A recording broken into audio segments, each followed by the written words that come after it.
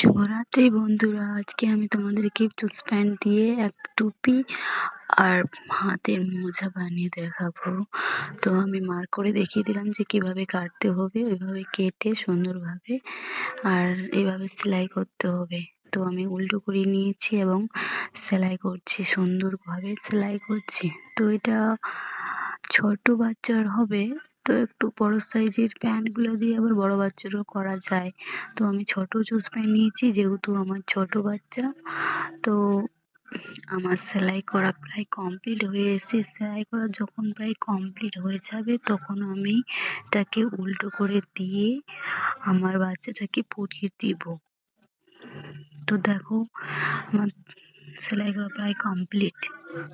তো আমার সেলাই করা, আমাকে নতুন নতুন এটা ওটা করতে আমাকে খুবই ভালো লাগে, কিন্তু এইভাবে দেখাতে পারি না সময়ের অভাবে। তো সময় নেই, তো আজকে একটু ইচ্ছা করলো কিছু একটা করি, কিছু একটু দেখাই। তো আমি এটা এই জন্য আমি ভিডিওটা করলাম তোমাদেরকে শেয়ার করার জন্য। আমি মাঝে মাঝে এরকম অনেক কিছু করে থাকি, তো এগুলো ভিডিও করে দেখানো সম্ভব হয় না। অনেক কিছুই করি, সবকিছু তো আর ভিডিও করে দেখানো সম্ভব না।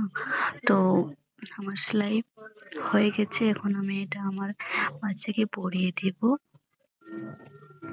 আর আমার বাচ্চা চলে এসে আমার এখানে এসে খালি ইয়ে করছে, দেখো খালি কেমন করছে। তো এসে আমাকে সেলাই করতে দিচ্ছে না, এসে খালি এ করছে কোলে চড়বে কোলে চড়বে। এই জন্য এই যে দেখো, আমি আমার বাচ্চাকে সুন্দর করে টুপিটা পরিয়ে দিয়েছি। তো দেখো টুপিটা কেমন হয়েছে একটু কমেন্ট করে জানাও।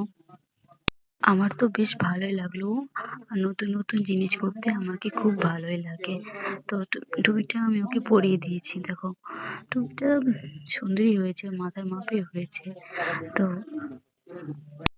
এই যে আমার ভাইকে আমি পরিয়ে দিয়েছি হাতের এগুলা, তো খুবই সুন্দর লাগছে।